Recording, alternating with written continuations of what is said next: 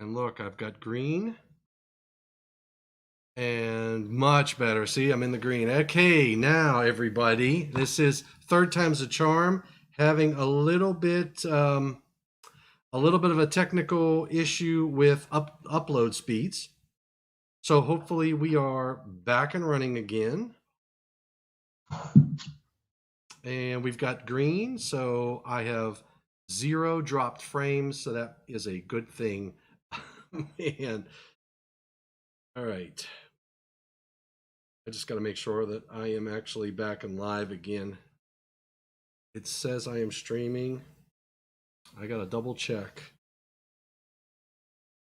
Doesn't look like I am hitting. Oh. Let's double check. The only way to double check is to get out on the network and see if we are live. We are actually live. Thomas Dimitrovich. And we are. All right. So we're good. We're streaming. Jeez, oh man. That was fun. All right. So Jennifer, thanks for your patience. And thanks for everybody else's patience. We just ate in 12 minutes into past 5 o'clock, which this is Tech Talk Thursday. And I go live at 5, but now it's 5:12. All right. Home as a grid. Well, Jennifer, thank you for joining me today in my technically challenged environment today. And thanks everybody out there. Please let me know if you're there on Facebook, LinkedIn, and YouTube. Give me a chat so that I know you're out there. I think we have somebody watching. I'm not sure. Well, why don't we do this? Ryan Jackson. Okay, thanks, Ryan. We had I had actually, I think it was OneDrive over here uploading files to. I forgot I had done that. So, and I had Bobby Joe shut her system down. We got Ryan Jackson in the house, so thanks, Ryan. He's out there on YouTube land, and we've got M. Schwartz out there, so thank you for joining us again. All right, everybody. So today, Tech Thursday, and we are talking home as a grid. Great topic with my good friend Jennifer Ploskina. So Jennifer, why don't you just introduce yourself to everybody? Sure. Hi, Tom. Thank you for having me today. We go way back. Yes, we do. So, yeah, I started with Cutler Hammer at the time, before Eaton was the name of our company, back in 1997. Graduated with an electrical engineering degree, got my MBA along the way, but my very first job was working with Tom Dimitrovich. Yeah, we had 97. Was that 97? So, that's when I started. Yeah. Wow. Yeah. A week after I graduated. So I started in 96 and I came from an application. I was actually with a consulting engineering firm out of Reading, Pennsylvania. So I was only a year into it when you came into the picture. That's pretty cool. Yeah, I guess so. Yeah. But I worked for Eaton. Gosh, I think I had the first 14 years of my career. I think I had like 7 different positions at Eaton. Yeah. So sales, local sales, working with our power management products back in the day. But I always had an interest in connected solutions. So whether it was metering systems, software, variable frequency drives into, PLC systems or VMS systems. But then I left Eaton around 2011 and totally took a pivot, worked for a behavioral economics company for about 6 years. That's right. Was that in Pittsburgh or where? That was in Pittsburgh, wasn't it? I left Eaton because my kids were younger. So I just needed, all the travel and, responsibility was too tough at that moment. But I spent about 6 years working from home. I had clients in the Pittsburgh area, but it was really interesting work around employee engagement and consumer loyalty, motivating people to do things. But then I just came back to Eaton a couple of years ago, working on connected solutions in residential and commercial markets. So so happy to be here. Always great to talk to you, Tom. Oh, I appreciate it too. Yeah, and I remember, and a lot of what we're going to talk about today is similar to what we did. Remember, we were talking earlier about power for productivity, about reliability, uptime, energy management. And what's the slogan? You can't manage it unless you monitor it, right? Yep, you got it. Absolutely. So we had our Impact Series 3 to Power Net, and I don't know what they call it today. They call it something special today. So there's all kinds of technologies out there. And one of those technologies is that energy management residential breaker that we have, which I believe you did a video on as well, if I'm not mistaken. I remember you talking about that. You were in a car, I think, with somebody. Oh my gosh, I forgot about that. Yeah. I don't know if I ever saw the final product, but yeah, we were talking about local companies in the Pittsburgh area working on sustainable solutions, which is really what we want to talk about today. Exactly. The energy management circuit breaker is part of our smart energy portfolio, which supports home as a grid and the other concepts that we're going to talk about. Okay, home as a grid. Okay, I know that. Help me understand. What do you mean when you say home as a grid? Yeah, it really is part of an overarching perspective from Eaton called Everything as a Grid. And the idea is that as we want to become more sustainable, both people, consumers, businesses, governments, we are starting to infuse renewable energy at the utility scale. We're starting to buy more electric vehicles. So transportation, cars, trucks, and building and home appliances are going through this whole electrification stage. And Eaton's perspective on everything as a grid runs down to buildings as a grid or homes as a grid. And the idea is that as you start to build in some behind the meter renewable sources like solar, battery storage, your home becomes a little power station. And the big difference that, we're all used to buying electricity from the utility, they provide it to us, we consume it. Well, with adding electric vehicles and adding renewable power sources like solar and then battery storage, you're now able to consume what you're generating. You're the producer all of a sudden. Yeah. And then you can actually send the power back to the grid and make money. Yeah. So the home as a grid it's a really cool concept. We want to support it through our smart energy portfolio. So you're showing a really cool video tied to buildings and home as a grid that's explaining as adoption of electric vehicles just skyrocket. In Europe, there are some countries, I believe Norway, 50% of the cars being purchased are electric vehicles. Wow. Well, you know what I just heard today? I was talking to Mike Stone, our NEMA field rep in California, and I think he said General Motors is planning to. There's a deadline that they're going to produce nothing but electric vehicles. Yeah, 2035. 2035. They've announced it. Wow. Yeah. Yeah, it's coming. It's happening. And then throw in, in the US, the new infrastructure proposal that will hopefully we'll get passed, that's going to add more incentives to do utility scale and utility programs, incentivizing homeowners and building owners to add renewable energy. It's just kind of moving us in a different direction. We call it the energy transition. The energy That's transition. A term that you'll hear in the industry. Yeah. Okay. Yeah. And electrification is another buzzword, right? Yep. And electrification is about cars moving from combustion engine to electric. Yep. Electrification in buildings like water heaters are moving from natural gas to electric. You've heard about heat pumps. We still have a little ways to go on that technology. Yep. But I got a geothermal system here, so I'm divorced of the heat pumps and the gas. Very good. But Very good. But another thing Mike was telling me, which he's committed to work with me on, because June I'm going to focus on energy management and energy. So I got Tim Kraushaar. I think he's picking some dates in June. Mike Stone's already picked a date in June, and so we're going to focus June on energy. May is obviously Electrical Safety Month. Low Nexury says, isn't electrification when you throw a toaster in the bath while you're in it? No, you do not want to do that. That is not electrification. Um, so, geez, oh man, That's electrocution. that's electrocution. Absolutely. But what Mike brought up, which I thought was an interesting issue around this whole concept of electric vehicles. That, just for an example, let's just talk about that cities and whatnot adopting more, and you're going to all electric vehicles. GM is 2035 or 2030, whatever that number was. They're going to produce nothing but electric vehicles. Right now, what do? We have all of these gas stations we had to build. We had to build an infrastructure, right?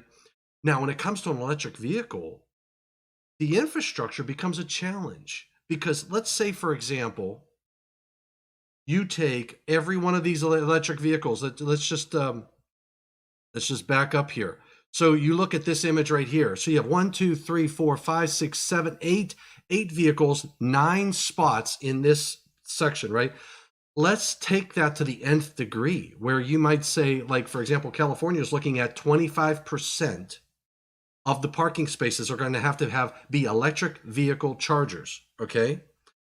EV ready. Now, you have to supply the demand. If you have 25 vehicles, all plugged in, all sucking energy, you've got to be able to supply that. That's a heck of a lot of load. And Tom, that is the catalyst that's driving home as a grid and buildings as a grid perspective. In fact, Eaton just launched our building as a grid solution portfolio, I think last week, where the whole value prop is, hey, Mr. Building Owner, you and some of those mandates are already happening in Europe, by the way. Mm-hmm. So building owners are need to, both by mandate and by customer preference, right? Right. They have to put a certain percentage of EV chargers and parking spaces. Well, you're exactly right. The electricity demand goes up, and their power infrastructure is not built to handle that, let alone utility. Oh yeah. Capacity, right? But Absolutely. let's talk about the power infrastructure in the building first. They, whatever their service is, it's not equipped to handle these new EVs. So the building as a grid solution adds EV chargers with software. That's the first step. You can use software to load balance how much power is being sent to these cars while they're charging. So you can manage that to some degree. And then the second part is, how can we offset the utility power and the infrastructure capacity with behind the meter renewable, solar panels, battery storage? And then the third part is, how do you make that all work together? Well, energy management software. Yeah, absolutely. So that's the portfolio that makes it all work. And think about it, like, I don't know what the numbers are, but if the building owner had to put in 100 EV chargers, all of a sudden his power infrastructure rebuild might be $5 million. Well, maybe we can build this solution for $500,000 or $1 million and get you exactly what you need. That's the value prop. Yeah. So Christopher Fink is saying, what are are there 480 volt chargers? Are these 208 volt chargers? I'm not aware of 480 volt chargers. Are you? Well, there's AC and DC chargers. I think DC will be at the higher voltages, but at the AC side, like for your home, they have different levels, 1, 2. We're actually coming out with an EV charger later this year, a level 2 charger, which gets you a faster charge. Oh yeah, yeah. But then when you start looking at like electric charging gas stations, if you will, there may be different technology used in that case. Yeah. So voltage matter, AC versus DC, and how fast. Like if you stop to charge your car, you're not going to sit around for 4 hours, right? Well, I don't know. It's a good excuse to tell everybody, hey, I couldn't make it, right? I had to get a charge. But that was another discussion that Mike and I had earlier this morning, because he's got some issues going on with regard to what California is doing. Cal Green is looking at 25%. They don't want to. They're not going to permit any load management, all this other good stuff. So he's struggling with that. So, but the challenge there is that, like in our discussion, as states, as we start putting more electric vehicles, as you start building the infrastructure, we're coming out with charging solutions. Other people are going to be coming out with charging solutions. The standards are going to start changing because they have to meet the demands, right? Mhm. And to your point, I mean, this technology is, in my opinion, it's relatively new, right? I mean, if Brian Holland was here, he's our NEMA field rep in the southern section for NEMA, and he goes back and he has, and I have images of Cutler Hammer equipment. They were electric vehicle chargers back in the 1800s. Okay, so Oh, wow, oh, that's so cool. it's really cool. And somebody made a point over here. I don't know if it was Christopher Fink or Folan. Chris Folan says from horse to gas to sun, and and he makes a good point because everybody talks about the infrastructure, and I always say they had the same probably debates when they had the horse and buggy, and they said, "What are you going to do? You have these gasoline. What are you going to create? Gas stations everywhere, and you're going to store this fuel?" And that's what we did. We've got gas stations all over the place. So electric. Now, the nice thing about electric vehicles is I am not going to have a gas station at my house, right? But I could fuel my vehicle at my house. That's right. And It's an easier way to distribute the fuel, right? exactly right. Mhm.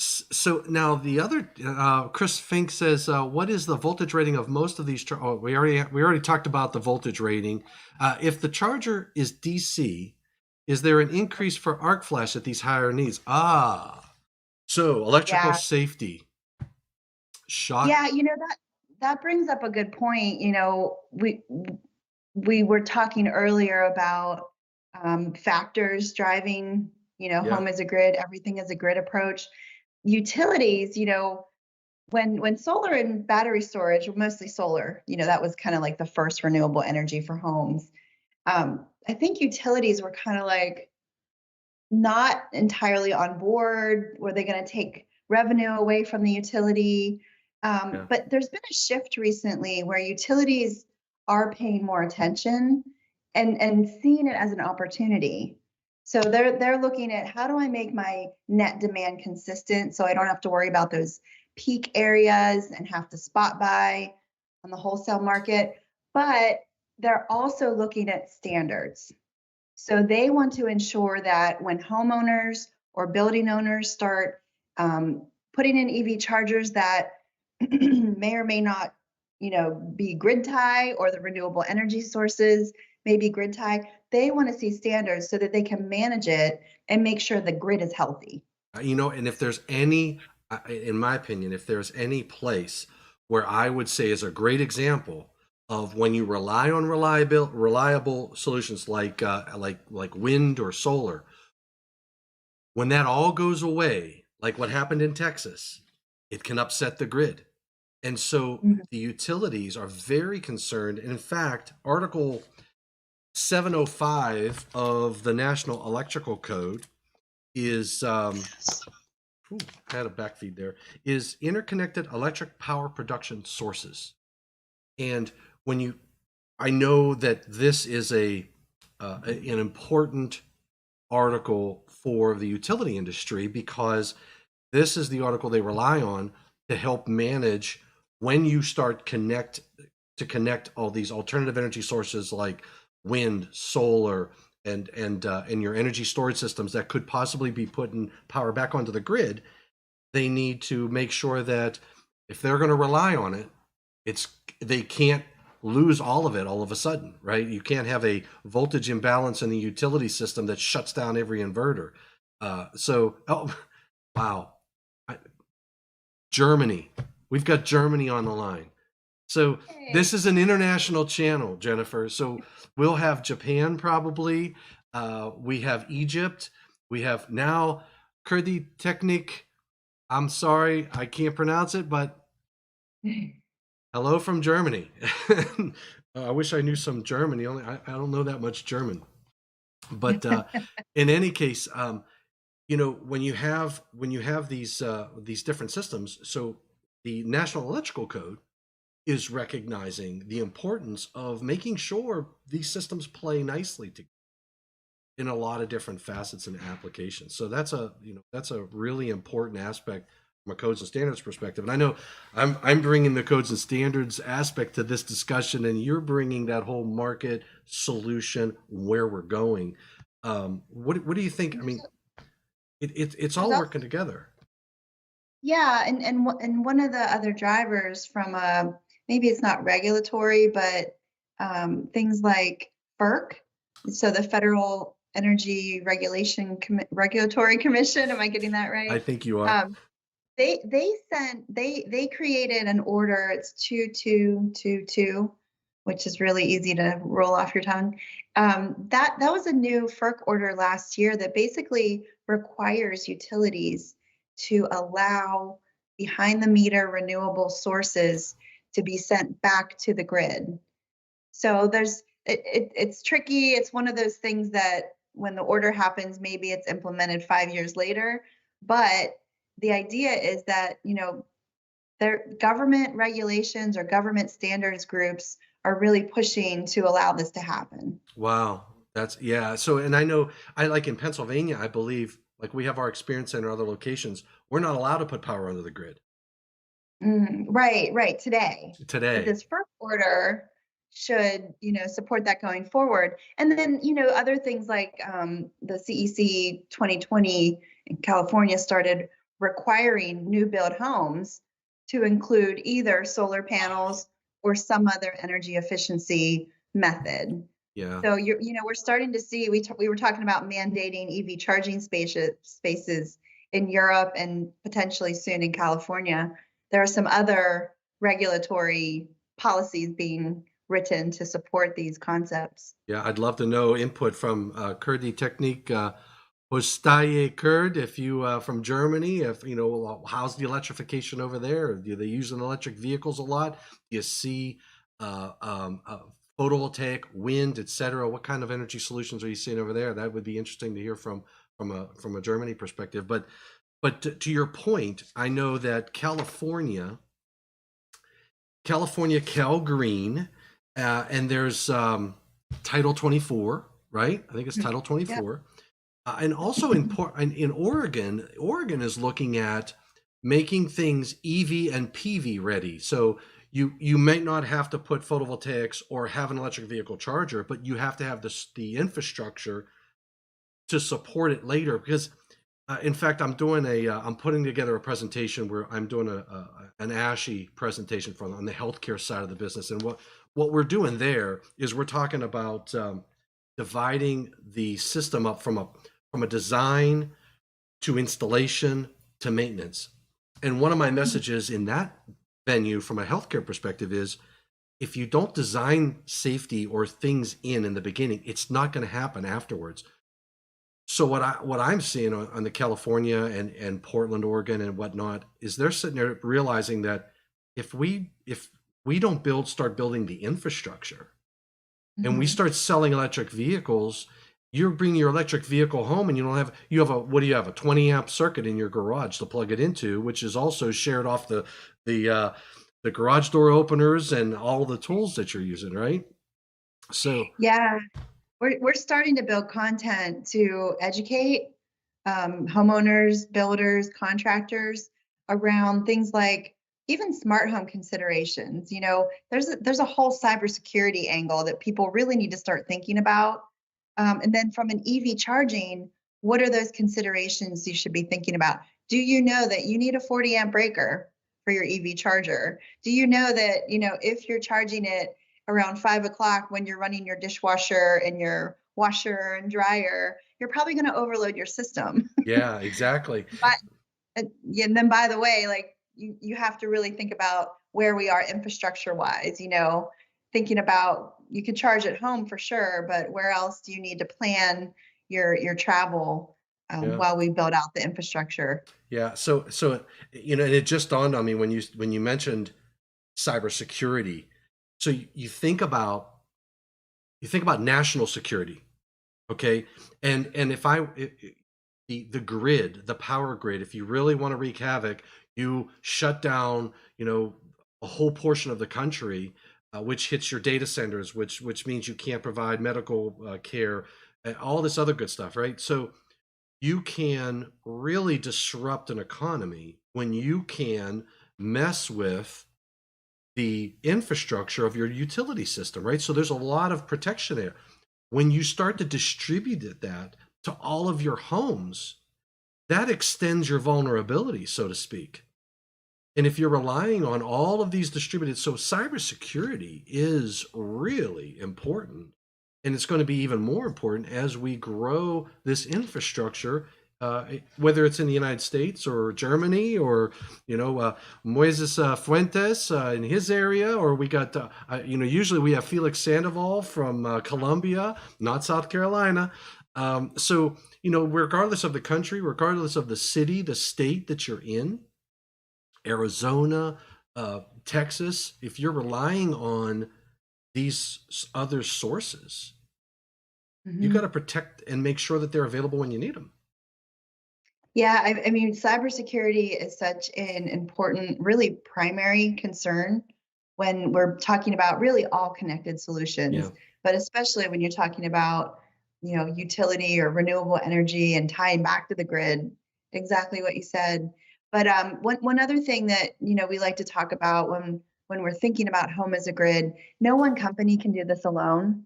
right. So a big part of our effort is collaborating with partners, working with smart home ecosystem players, working with solar and storage inverter companies, working with the installer companies. We've been in the space for a while, actually. We've been selling our solar power centers, for instance, Mm-hmm. for I don't know 5+ years. We have our energy management circuit breaker, our smart Wi-Fi devices, but these are all elements of the solution. Right. And so when you think about cybersecurity and all the different, it can get really complex. So when you think about all the different people or companies involved, I think you should really think about their cybersecurity program. Are they using UL 2900 labs? Do Yeah, they have a process in place to really ensure that they're doing everything humanly possible to protect data? that's right. And the 2023 code cycle, I sit on panels 2 and 10, and panel 10 accepted, and so did panel 13, language to require cybersecurity standards either listed to a cybersecurity standard or be evaluated to us for cybersecurity from a system perspective. In panel 10, we looked in Article 240 when you have and these well because we worked on energy management. What do we communicate with? Circuit breakers, right? And I can remember sitting in the Advanced Product Support Center back in 1996 and controlling and opening a circuit breaker straight from a computer. And I remember Frank. Frank Pulaski. Frank Pulaski, and we had the. I'm looking for my phone, but I don't know what I did with it. But in any case, we were able to take and from a handheld unit, and it was a little compact thing, open a circuit breaker and close a circuit breaker. Right now, Love it. when you think about that today, and you think, wow, I've got to think about cyber. And we had the issues. Remember, we had, I think it was Carnegie Mellon. We had students hacking in and getting data and all this other good stuff, clobbering the system. So, we were experiencing these challenges of cybersecurity, back then, and it's getting more and more real because I think the society in general is becoming more and more connected, right? Yeah, but I also think the cybersecurity processes and methods have matured significantly. We've at Eaton, Yeah. we've actually built a whole center of excellence around cybersecurity to a point where we're starting to offer cybersecurity services to our customers. So Yeah. yeah, one thing goes up, you have to balance it and Yep. continue and evolving and improving. Yep. And then on the energy management, and it's in all of this stuff is influencing code. Like we're talking about cybersecurity influencing the National Electrical Code, the 2023 cycle, right? But just the whole aspect of energy management, like we have our molded case circuit breaker, our little BR breaker that fits inside of a residential panel board that'll give you energy. It'll let you, it'll let the utility or let you turn something off, right, and turn it back on again remotely based upon use or whatnot, or if they want to load shed or demand shed, things of that nature. But then, we talked about 705 in 408, in section 408.23. There's a new section which talks about power monitoring and energy management equipment, pointing you back to 312.8, which is on enclosures. And what we recognize there is that and we just basically modified that. This was an existing requirement. We said when you have energy management equipment and you want to put that into a panel board or a load center, and it has to be listed for that application, because you've got to think about the heat, you've got to think about everything else. So this whole concept of monitoring and managing and reliability is all influencing the National Electrical Code. It's influencing the energy codes. States, like you said, FERC is making changes. We've got Cal Green making changes. We've got Title 24. And you know what happens? It's like that wave. It's like what happens out in California, and then it happens in Washington, and then it moves its way over. And pretty soon you're over here in Maryland with Moises Fuentes. And I thought he was in Arizona, but he's in Maryland. Okay, so here we go. Germany just in. Wait, coming in from Germany. In general, there is a lot of renewable energy, especially wind energy, mostly in the North Sea and area. A lot of electrical car stations and public transports. So, that's right, public transportation is going electric. Sun energy, not too much. So not as much solar over there, but electric vehicles are very prevalent. So. And you know what's really interesting, I mentioned earlier the utilities, like at first they were a little, wait, what's happening? How is this shifting, disrupting our business? And now they're embracing it. When you mentioned public transportation, or I'm thinking about like electric charging gas stations. I don't know how else to describe it. Yeah. But utilities are, we're talking to utilities that are interested in not only ensuring the standards are there, but there are revenue opportunities and even incentive opportunities, again, to like smooth out that demand curve for them. So like if they're looking at incentivizing customers to add EV chargers, some utilities are putting e-commerce stores up. And they're selling this type of product and either giving rebates or even electricity cut prices, so that they can have that number one, visibility and control. Yeah. So I guess, another thing I'm familiar with are what they call peakers, right? So they would have these stations that they would turn on when they needed them to hit that peak demand that everybody had, because at 5 o'clock, everybody's coming home from work. They're turning on things, right? So they got to make sure they ride through those peak demands. And if they can offset that based upon you supplying your own energy, right? And quite frankly, the challenge that I was talking to Mike Stone about today in regard to Cal Green with this 25% electric vehicles, and then they don't want to use the demand shedding and things like that, load control. If you had in your system other sources of energy, like you have the requirement that you have to have solar, right? And if you have energy storage, sometimes you can offset what you might need from a utility with these other sources. But that's the goal. Yeah, that's the goal. So you basically have all these different sources. You've got like if around here, I mean, I'm not going to have a windmill at my house, right? But if I had a farm, I might have a windmill, right? But I could have PV. I could have my electric vehicle, which is putting power back into my house, right? And which drove some changes in the 2020 National Electrical Code. In fact, we even changed, I believe we changed the scope of the National Electrical Code. There it is. In 90.2, they added installations. So this is what's covered by the National Electrical Code. Installations used to export electric power from vehicles to premises wiring for bidirectional current flow. And you mentioned this earlier. bidirectional current flow is not something we're used to. Right, We're right. Now, in always that case, yeah, yeah, totally. In that case, I think they're talking about the EV to the home, right. right?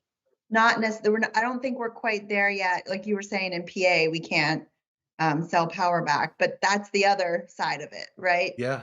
Beyond the meter, bidirectional power flow. But you think about, like, we have you have generators, right? So you Mhm. might buy a 30 kilowatt generator, but in this case here, you're going to have a generator sitting in your driveway, and you Mhm. say, "Hey, I'm out of power. I'm going to turn that on. I'm going to push it in, and now I'm going to supply power to my home from my vehicle, which is an electric vehicle, so sustainable." Right, I'm not putting emissions out into the air, running an engine like I would be with a generator. It's all about clean Yeah. energy. It's about improving the environment, and just a lower carbon footprint. Yeah, and I'm interested to hear more about no load shedding because I don't know if, it's expensive, number one. I mean, you hear trends towards whole home backup systems, Yep. but it's pretty expensive today. So, we intend or we have controllable breakers that allow you, if utility does go out or it's more expensive at any given point and you want to run off solar or battery storage, chances are it's not going to be at the same availability as the Right. utility. So Right. you do need to, maybe shut things down or use less energy. So Yeah, that's kind of interesting. it is, and so Mike was at a quandary in our discussion today because that's a challenge. How do you Mhm. handle that when you have a committee of people that say this is what we want? We don't want to manage the power to any one vehicle. If they plug in, they're getting power. Well, you're going to need the infrastructure to serve it, Mhm. which which means you're going to have a 6,000 amp service, right? Yeah, Which means you're going right. Who's going to pay for that? to, yeah, and I think though that, and he and I were, I got I get to a point sometimes in these discussions where you go, if you won't listen to reason, then I'll give you what you want. I can supply the material. We can supply power to all of these electric vehicles without any demand, without any load shedding, without any load management in place. But it's going to be a hefty infrastructure. So Yeah. but it brings the question of how do you determine, Jennifer, you're not going to get some power for the next 20 minutes. Okay, but Mhm. and because I'm going to level things out, and then when you get into your vehicle, you're not as charged as you wanted to be when you leave. So Yeah, and those are some of the considerations that have to be explored. yeah. This like you said, it's relatively new territory for everyone. So I think there are going to be some growing pains. I do have a fun fact. I sat in the first EV1 that General Motors built. Oh, really? I was an intern, a summer intern at General Motors, and they had this worldwide thing in Detroit. And I remember like turning it on. And I'm like, Are you sure it's on? You can't hear You can't anything." hear anything. Yeah, I always said you should be able to have a selector to pick the sound of the engine that you want. I want a Harley Davidson. you know. So Kevin Yes. Kevin Breen says New York City is now bidding out large charging stations in their municipal parking lots, totally separate utility fed service. So Kevin, yeah. So but here's Yeah. the thing, Kevin, and this was the discussion that Mike and I had this morning. How many, like you look at Cal Green looking at 25% of the parking spots. If they're all 40 amps, I don't know what the ampere value is. If you have 140 amp uh, chargers, and you have to supply 40 amps to every one of those chargers, 40 times 100 is a lot of amps, A lot of and electricity. that's Yeah. a lot of electricity. Well, I think Kevin was saying it's a totally separate utility service. Right, So they can build the infrastructure accordingly in that case for a new build, right. for a new parking lot. But for existing buildings, you really have to consider the power infrastructure.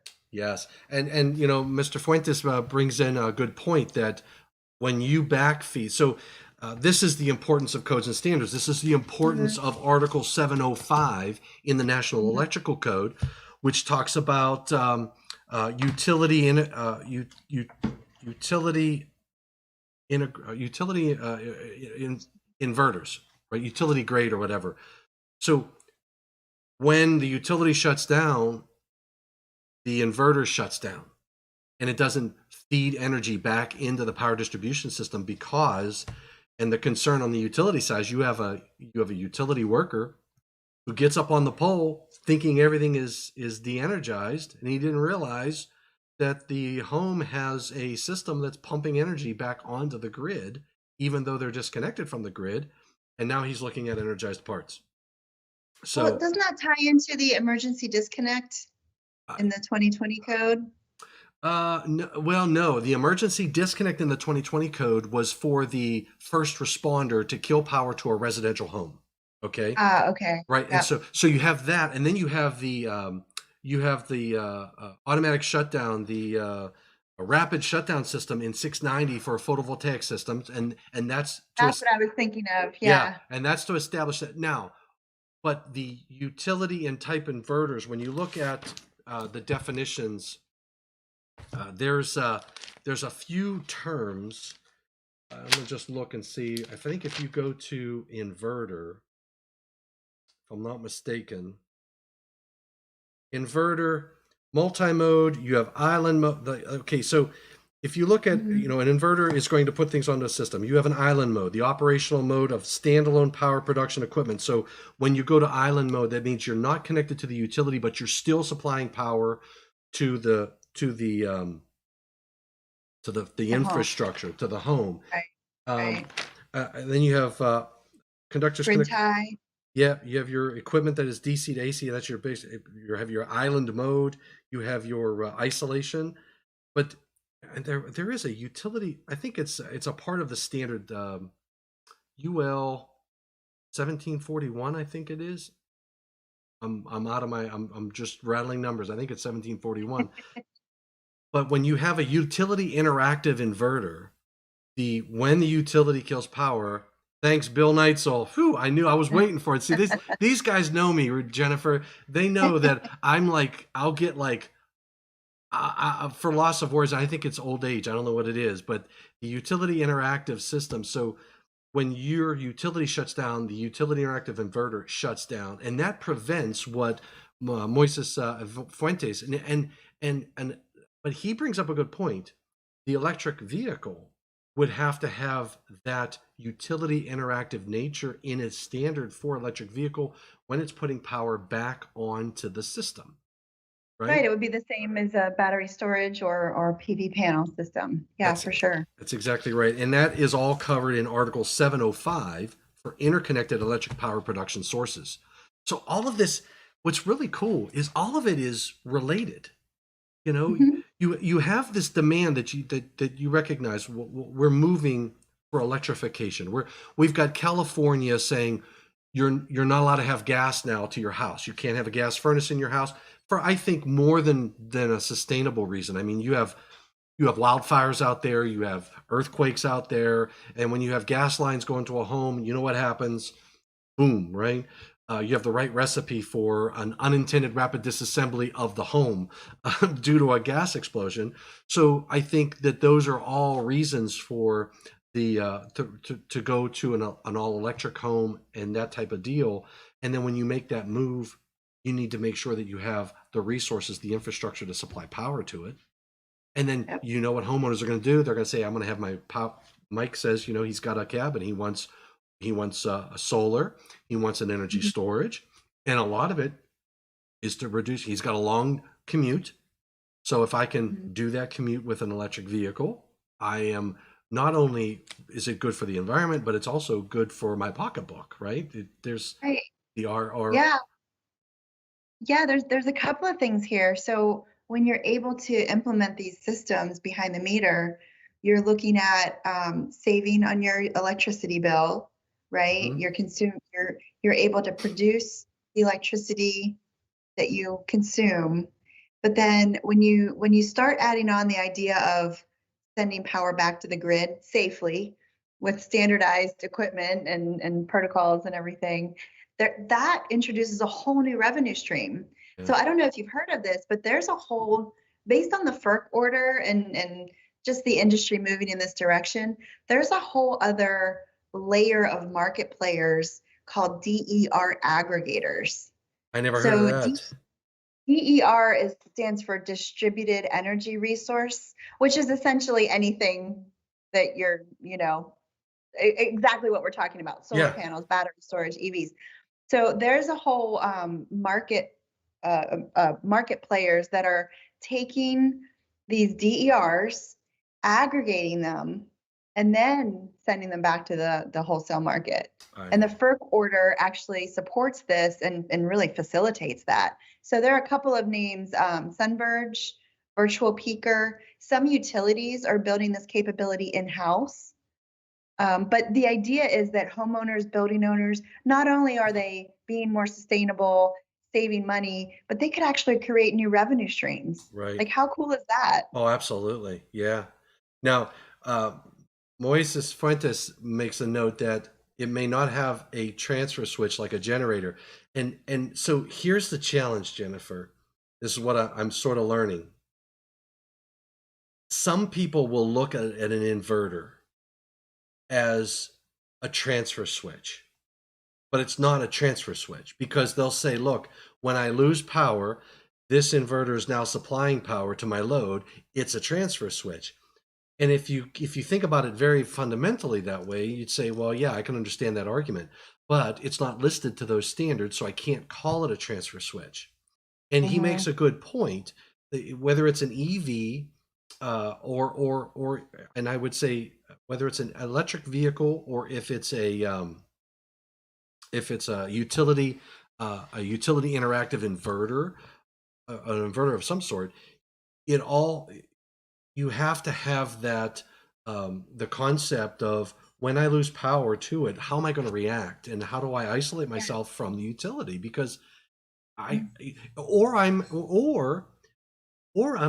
want to make sure that you don't isolate yourself from a utility based upon a blip in the utility system, to where Right. What are the algorithms making those decisions, right? exactly. Yeah. And what is the equipment? Because I equate it to, I spend a lot of time in the industrial market, and a double-ended substation, right? You have two utility feeds, Right. your main switch gear, an ATS in the middle, Yeah. right? Yeah. And then you can either have open transition or closed Close transition. transition. Yeah. And there are brains in that ATS controller that decide which way they go based on a number of factors. So it's very similar in a home.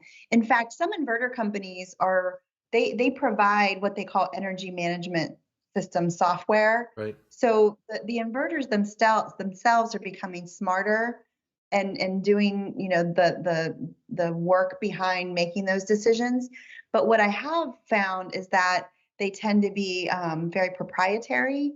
So there's an opportunity in the market for some interoperability, if that Yeah. makes sense. Yeah. So if you kind of smell your system over time, you get a Tesla Powerwall and a SolarEdge PV inverter.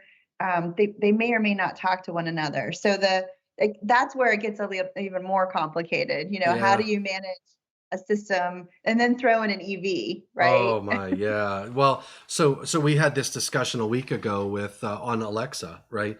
So you have these Alexa systems, and you have to make the decision: am I going to go Alexa, or am I going to go Google, whatever they use, whatever that word is that they use over there? And then if you buy a device, then they have their own software that talks to their device. Like, I have these little Sonoff things all over the place, and they have their own little software.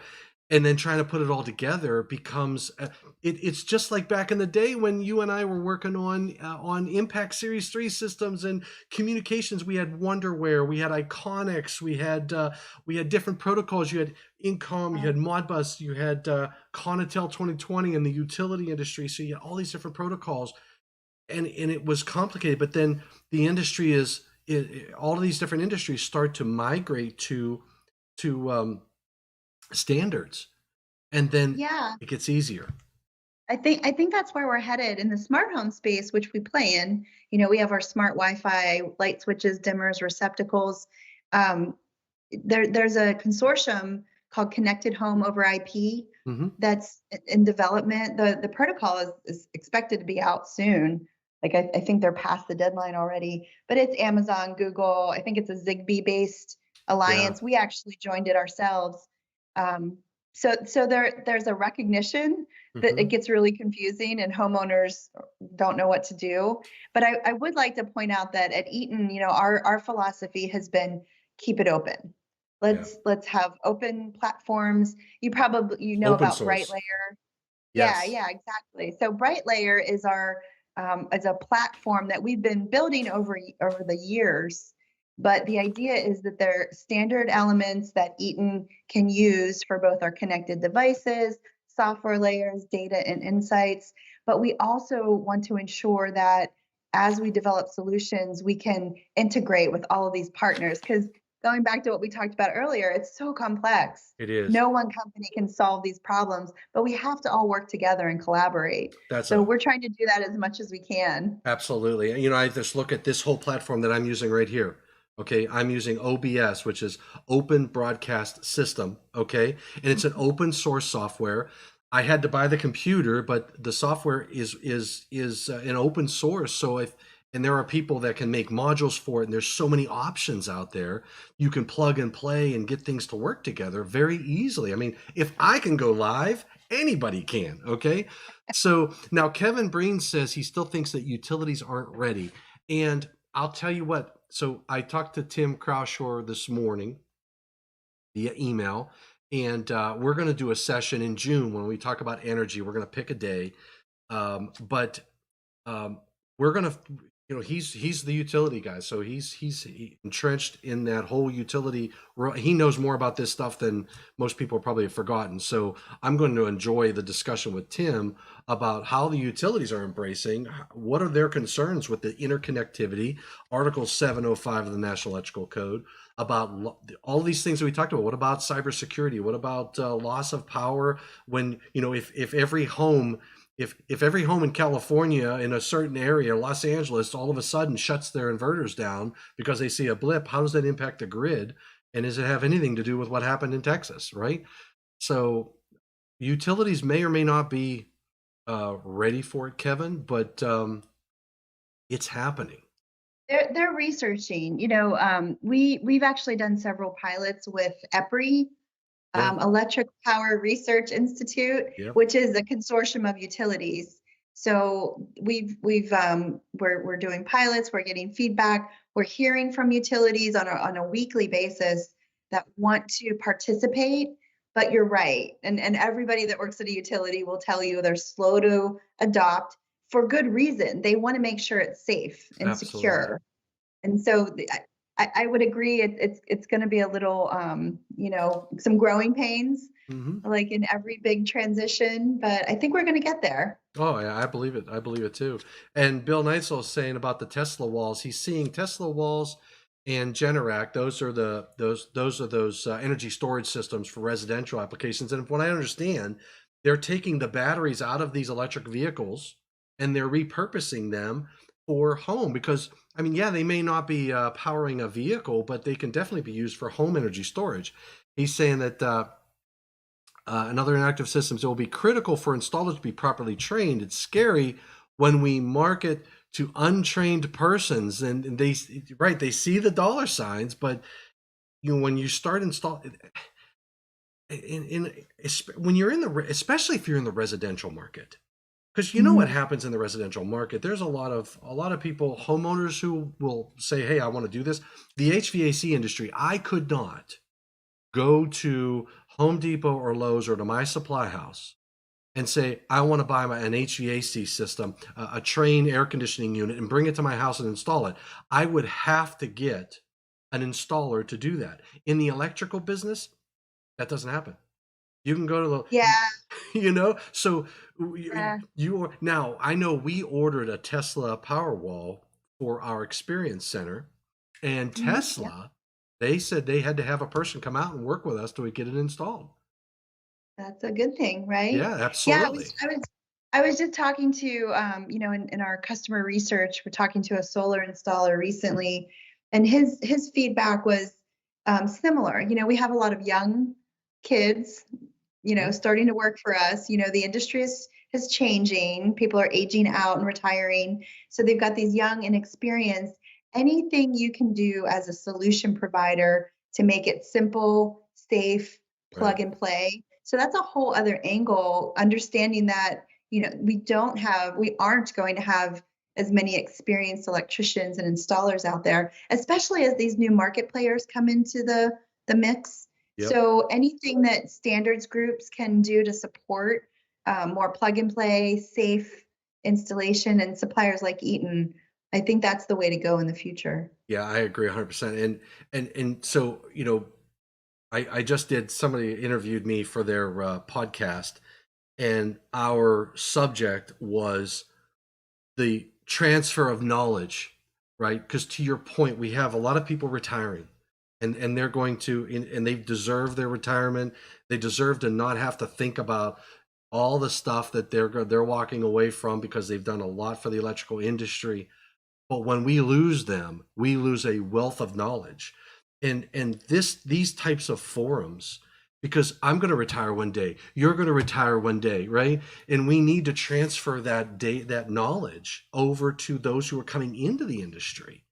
And that's a But part. and on Yeah, totally. On the flip side, though, newer generations are more tech savvy, Oh right? yeah. So as we build solutions that ideally are more plug and play, may require more tech savvy, knowledge or experience. Again, it's a balance, right? It sure is. When you look at the kids today, they all have one of these, right? And I think when I was a kid, when I got in the car, what's funny was I was watching a video. I don't know. Do you know Leon Russell? I think so. Leon Russell he basically wrote a lot of the songs that we love. Leonard Skinner songs. Oh, He wrote a lot of good songs, right? Him and J.J. Cale. J.J. Cale wrote some Leonard Skinner songs. Well, Leon Russell had a studio. I think his home was in Oklahoma, and he took an old church and he converted it into a studio. And there's a YouTube video. Apparently, I don't know, a car dealership or whatever was doing a promotion and they were recording. And he made a statement as he was recording, and he said, as you're watching this, as you're driving down the road, and it was a joke because there was no concept.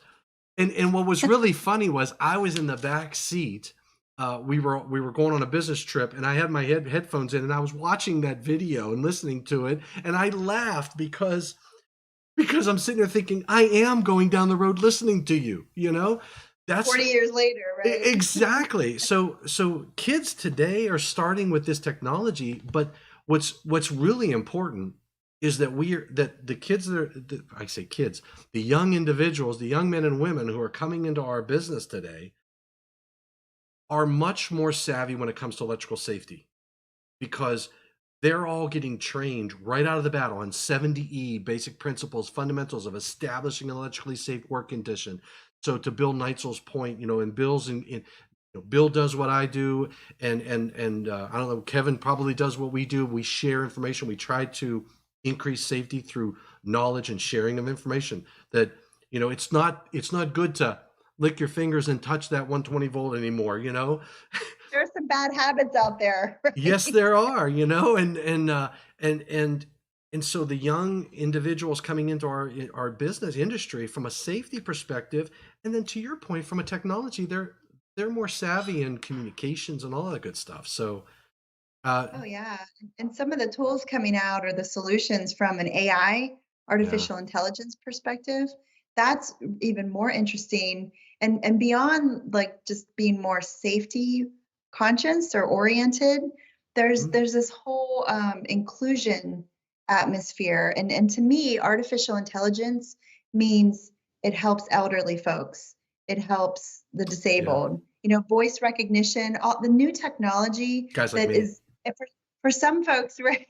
For some folks, it's convenience. It's actually a blessing to others that need that type of support from a technology, keeping people in their homes as they age. I Yeah. just think it's a really cool thing, and the younger folks are doing it. They're Yeah. making it happen. That's It's exactly really cool. right. Yeah, it's pretty, and then like you say, all these technologies are working together so that I don't have to get up and turn a light off. I can just tell Alexa to turn something on and off, right?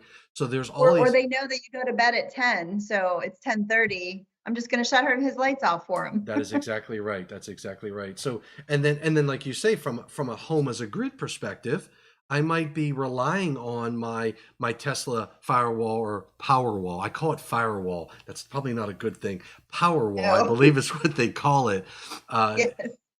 so my Powerwall to make sure that when I go to bed, if I have some like breathing apparatus or whatnot, that I'm not going to lose my power if the power goes out, that I'm still going to be able, if you have sleep apnea and you use a sleep apnea machine, if the power goes out, that machine shuts off. Sleep apnea is not good for you. It could cause other issues.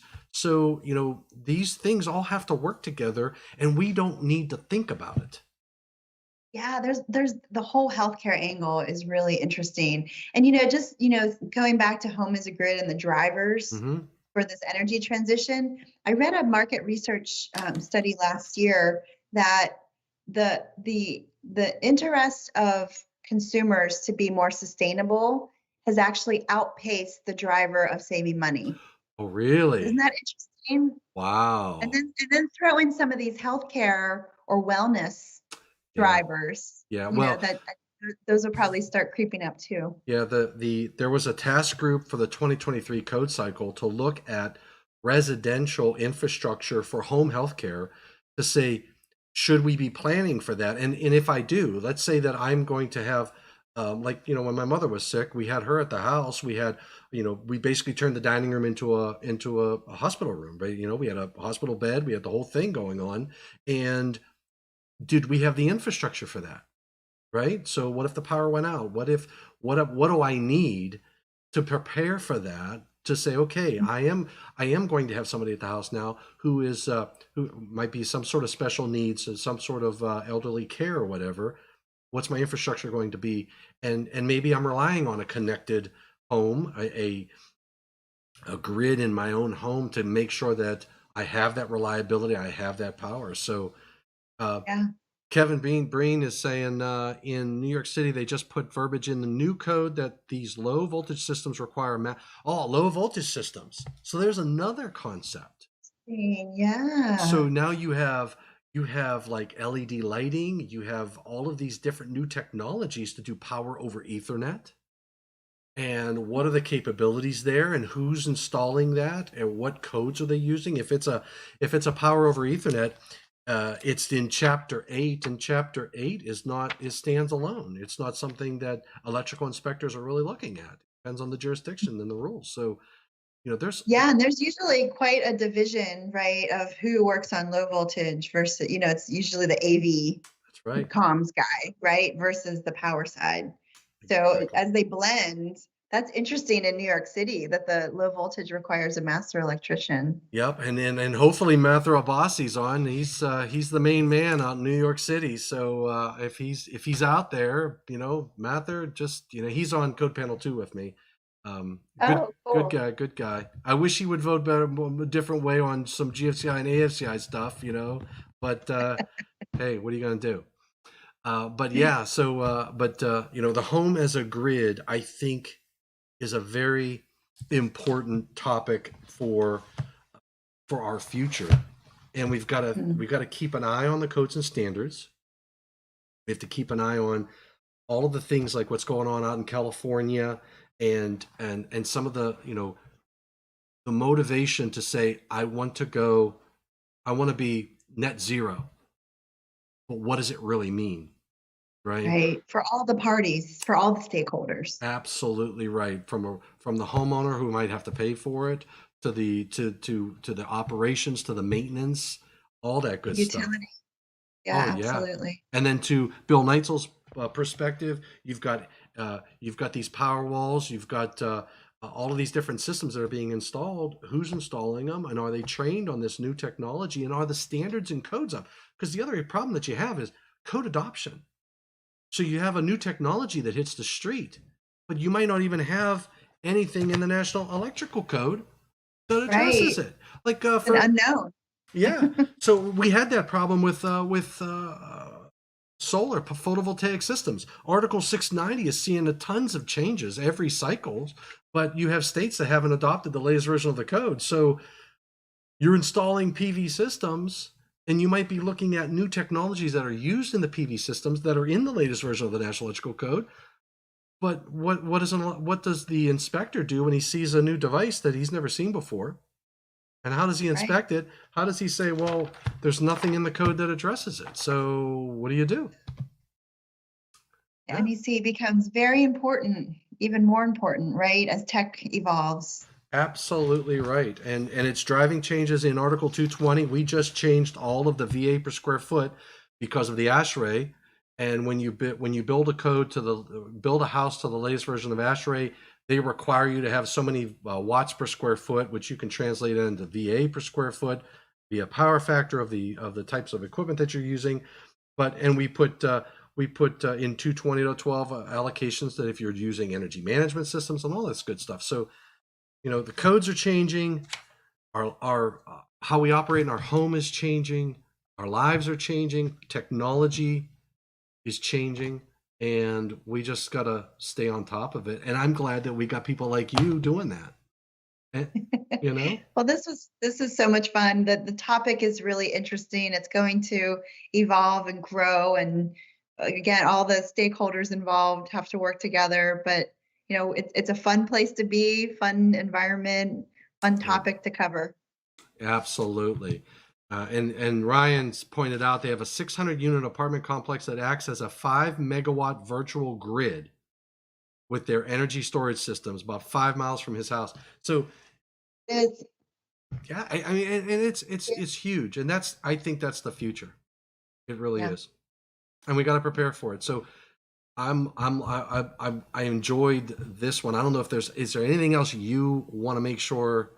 I know we've been going. We're going about an hour, but and I could talk for another 12. So I don't know if there's something. You're so good at this, Tom. You're such a good host and interesting. You should. I think you need your own talk show. Hey, nighttime talk show. I should. So I need to hit like CNN or Fox or NBC, or maybe I can compete with Oprah. Well, I'm thinking like Jimmy Kimmel. Oh, Jimmy! Like a David Letterman. There we go. Vibe. Yeah. What's funny was I went out to a facility, went to a customer location yesterday, and the electrical inspector, really smart individual, he teaches kids, and he goes, he's with the West Virginia chapter of the National Association of Electrical Inspectors, and we do our programs online now, and because of the COVID thing, and this whole thing which you're experiencing now is because of COVID, right? So I told him, I said, man, I said, I would love to get you on. And he's like, well, I don't have internet at the house. He doesn't have the computer and all this other good stuff. So I said, you know what? I'm going to bring you into my house. I'm going to I'll put a little studio in the basement. All I need to do is lights. I got 2 cameras. I got one here. I got one over here. And we can just sit down and have a conversation and talk about things and do the same thing. But we're both in the same room. So he's like, I'm game. So now you're on your way. Now I got to figure out how to make a green screen down here. And I only have one ring light. So I got to get a couple more of these ring lights, I think, or maybe a couple other lights, and they're not that expensive. So I think. Oh, the wheels are already turning. Oh, I see. Yeah. Oh, yeah. When he said that, I'm like, oh my gosh. I told Bobby Joe, I said, you know what? I said, I might take over the basement and it might become a little studio. That's great. Yeah. That's great. What the heck? So I'll have my. Yeah, sorry. I was saying I'll have to look at Jimmy Kimmel's program and see what he has, and maybe I'll just basically replicate it and have it look exactly like it. Well, you know what's funny is when I was in St. Louis, my dining room set was from Jimmy Kimmel's mother-in-law. Yeah. So Bobby. That's wild. Oh yeah. So and Robert from Omaha, I'm going to have you in here too. So we moved down when I went to Busman. We moved down, and we basically bought a house down there, and we kept our house up here. So when we drove down, we took some things, but we needed furniture. So my real estate agent, we show up, and she's still a good friend of mine. And she says, she asked Bobby Joe, she goes, they're going to a baseball game. and she was invited. So, and it was people from the real estate agency. So Bobby Joe goes, and there's a lady sitting behind her and said, "Oh, you just moved to St. Louis?" She goes, "Yeah, we know. We have a house. We just bought a couch, but we don't have other furniture. We're still looking."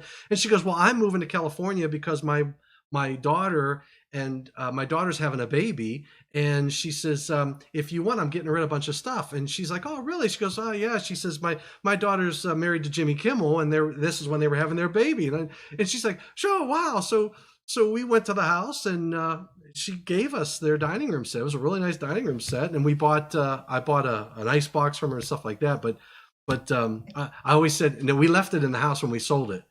So that was I told her, I says, "That's going to sell the house." Jimmy Kimmel's mother-in-law's dining room set. That's great. Yeah. That's great. So David Rodriguez, we got some good people. We got Robert from Omaha, the Electrical Talk Show. Hey, there we go, man. I think we've got a winner here, Tom. Oh, I can be your publicist. Let's get this on the road. let's do it. We'll sell time slots to advertisers because we can't charge anybody. It's gonna be like regular television, right? So Right. YouTube TV. Yeah, right. Beautiful, Jennifer. Yeah, thank you so much. Yeah, I think we covered everything. I mean, Yeah, just sustainability is driving all this. We need to collaborate with partners. Everything has to be secure and safe. And we'll just, continue moving on as the energy transition keeps going. absolutely. Creating great products, and Kevin Breen and Kevin and Ryan Jackson are connecting up. Excellent. So we got a lot of good people out there in YouTube land and LinkedIn land. I can't see stats and anything, but we'll see what happens afterwards. And I'll tell you what, the Alexa session is up over 1,000 now. So Oh, I got very good hopes good. for this one. I think this is going to be hot. And so I want to make sure everybody remembers to check out the schedule. If you just go to thomasdimitrovich.com and check out my schedule, I'm building out Electrical Safety Month. I'm gonna have some good programs every Tuesday and Thursday. I'm trying to get people. We're going to talk AFCIs, GFCIs, personal protective equipment. It's all going to be focused, and I might bring back Shock Week. Did you know we did Ooh. Shock Week? I did. Was it just last year or the year Last before? year, it was last year because Yes, I remember that. Yep, it was during May, which is, they said they were relating it to Shark Week, but I had mugs. I think I bought 5 mugs and I shipped them out. Felix Sandoval in Colombia got his mug, and it was the most expensive mug to ship. It went international, so but that Great. was okay. So, but thanks for joining me tonight and taking time out of your personal life to share what you know.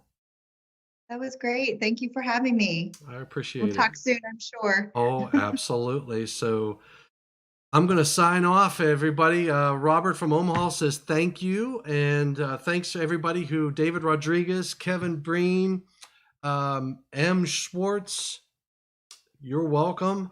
Let's see who else. We had Ryan Jackson hanging in there, Kevin Breen. We had Robert. We had Bill Neitzel. Thank you, Moises Fuentes. I'm missing Felix. I don't know what happened to Felix. And Ryan Jackson, thank you for joining in and then going away and then coming back. And Christopher Fink, thank you for joining in too. All right, so thanks everybody out there for what you do for the electrical industry and electrical safety. Keep it safe, stay safe, make a difference, and please stay healthy. That's important. All right, I'm going to sign off, Jennifer. And what I'm going to do, I'm going to hit the end screen and then we'll sign off because I think there's a little bit of a lag on LinkedIn. I don't know why, but I'll hit the end screen and then we'll sign off after. All right, everybody. See ya. Thanks, Jennifer. Thank you. Cool beans. All right. I'm still streaming. I'll stop in a little bit here.